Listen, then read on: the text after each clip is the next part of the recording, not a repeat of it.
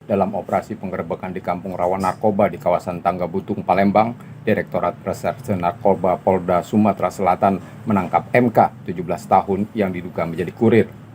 MK ditangkap saat keluar dari rumah dengan membawa sabu-sabu untuk diantar ke pemesannya seberat 40,91 gram.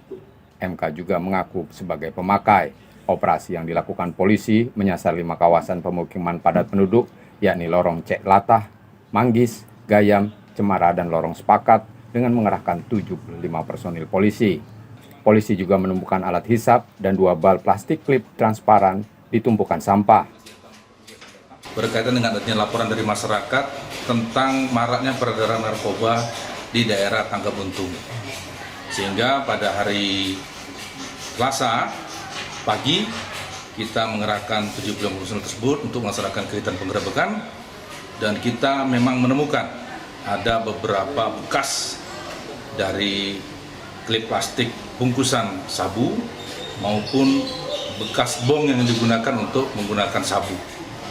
Kemudian kita melakukan pengembangan di beberapa tempat lainnya. Kita juga berhasil menangkap 1 pengedar dengan barang bukti dengan berat 40,91 gram.